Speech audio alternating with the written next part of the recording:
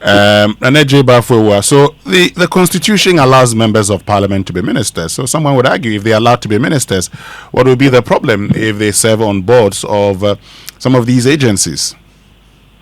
So good morning to your cherished listeners and my fellow panelists. I think that when you look at it from that perspective, it may well seem to be, you may then think that there's nothing wrong with it, especially when there's no express provision of the Constitution that outlaws it. However, you need to look at the philosophy behind certain provisions of the Constitution to have a better appreciation of the issues we are talking about.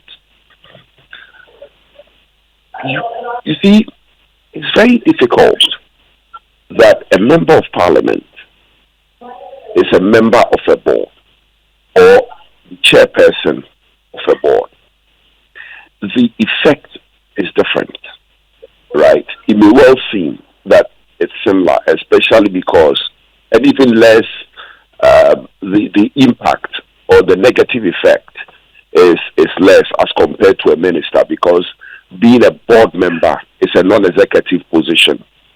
And, for that matter, being a board chair, you are not involved in the day-to-day administration or running of the business. And so there may be nothing wrong with it.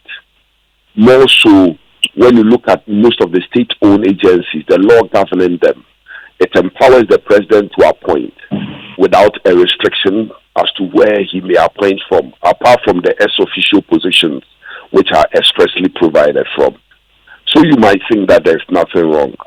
But I think that it is not right, in my humble view.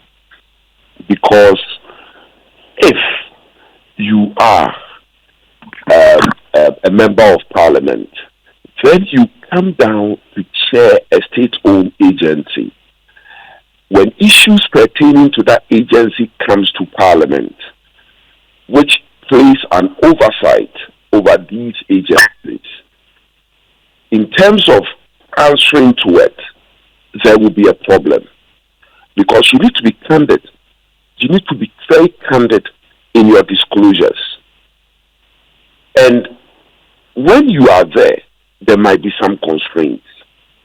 And so to avoid all that, that is why I agree with the speaker that there should be clear boundaries between Parliament and the state corporations. When we talk about conflict of interest, mostly people look at it from the perspective of personal interest. They don't look at it as anything that is likely to hamper, candor in dealing with the affairs of state.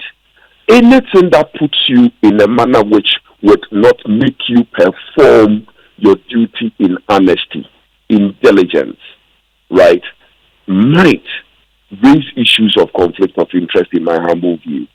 And so we need to begin to take a critical look at some of these things. So, if our laws, for instance, say, and a lot of the corporations, their acts would indicate a deputy minister or, a representative from the ministry not below the rank of, say, that some actually would say deputy minister or minister. Now, the deputy minister or minister is actually a member of Parliament. If a deputy minister or minister who is a member of Parliament can serve on these boards, why not a member of Parliament? Is the problem then not the law itself? Because here you talked about no laws, but actually you can see some of the laws or establishing these corporations indicate membership of the board, which sometimes include deputy ministers or ministers. That is why members of I made reference to ex-officio members, which is that an express provision that says that the board, a member of the board should come from a particular ministry or organization, right? And so you are not there in your personal capacity. You are there in the capacity, a representative capacity.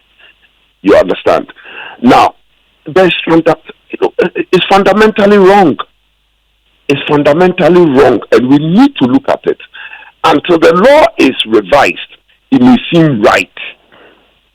it may seem right, but we need to look at it.